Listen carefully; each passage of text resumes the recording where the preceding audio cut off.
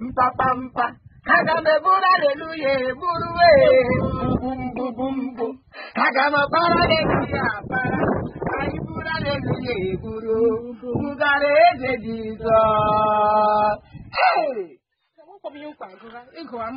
Oye, ma ihe m kwa agụgụ egwu mbido gụwa ga-esoro ngụwa maka anyị kwesịrị ịgụ egwu agụsie ike jisie ike ma gbasie ike.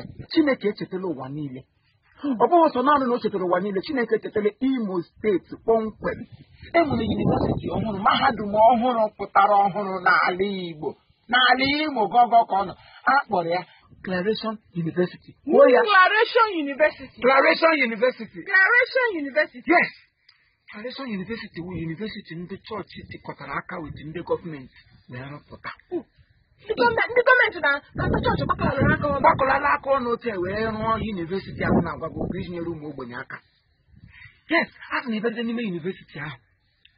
University ahụ ebe ọ ga-awụ nwata akwụkwọ na-agụ akwụkwọ. Ohere adịkwara ya ịdị na-arụ ọrụ na-enweta ụmụ chikere ego ọ ga-eji na-enyere ndụ aka.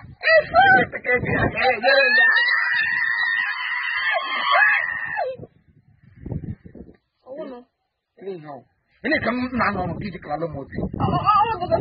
Ị chọrọ iji ike mma ọnwụnwa? Biko hapụgodu m biko. M na-ekwu okwu ihe dị mkpa gị na-ekwu okwu iji na steeti ozubebi. Ma gị hapụgodu akụkọ njikalụ. Ihe m na-achọ ịgwa gị bụ na Chineke chetara anyị. Legodunu m ya. Nkwụlete ha na waye kụba na-ele jambụ. Nleta ha na jambụ mgbe anyị ekwe m n'ime Declaration University ma wee gaa. M wee gaa, m na-aga skuul, m na-arụ ọrụ. Ibe na-agba kpurukpuru na-aga ana mma m ego. Mgbe ọbụla ọrụ ha mma. Ụmụ nwaanyị ka agbalị ala. Chineke emeela ya ga-arute anyị aka.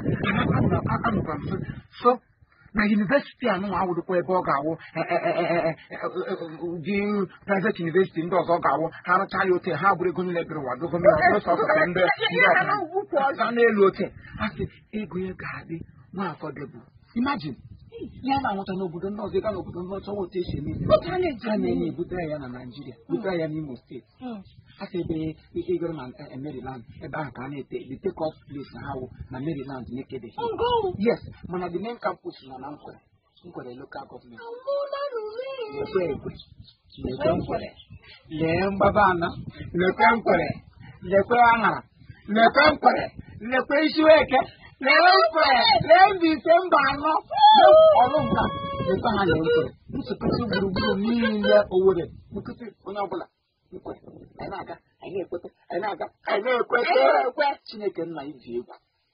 Na ụdị kọsis ndị na-asa kọsis a na-aga nga ahụ ha sị onye chọrọ ime nọọsụ emie, gị chọrọ ime famasi emie, gị chọkwa n'ego esi arụ ọgwụ ọnọ nga ahụ.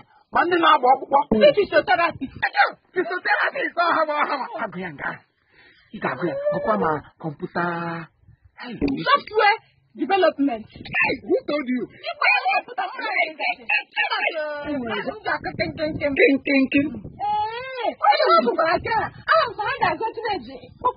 Ịkpọ mmanụ robotics. Oke m ga-agụ robotics.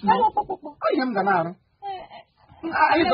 mle ha na ya na ọrụ ga-agara m ozugbo n'Imo steeti mana ihe ọkpụkpụ na-ewi. Ihe m ga na-akpụ gboo ọkpọsịgharịdị m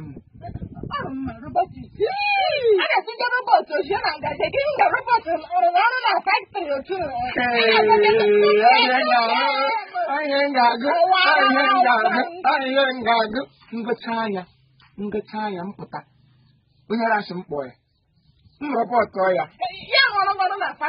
imekwasị ma nwụrụkwa skuul ọ ga-awụ ịgụcha skuul gị pụta gịra ama ihe gara.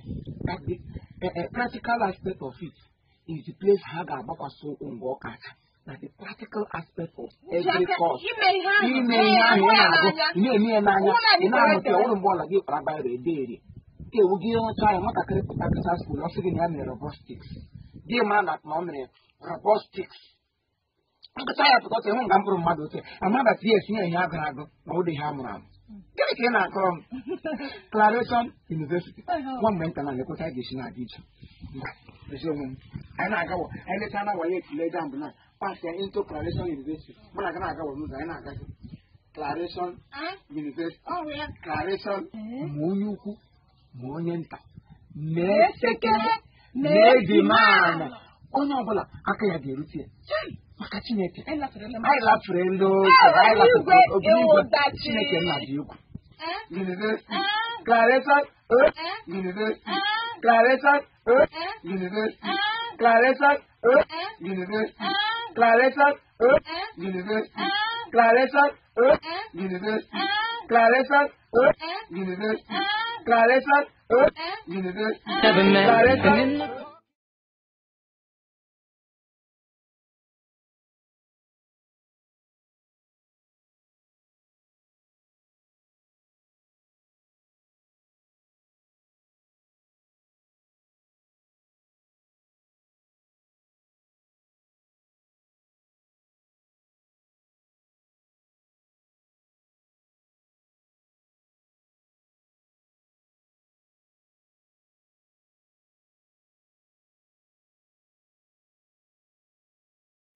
Call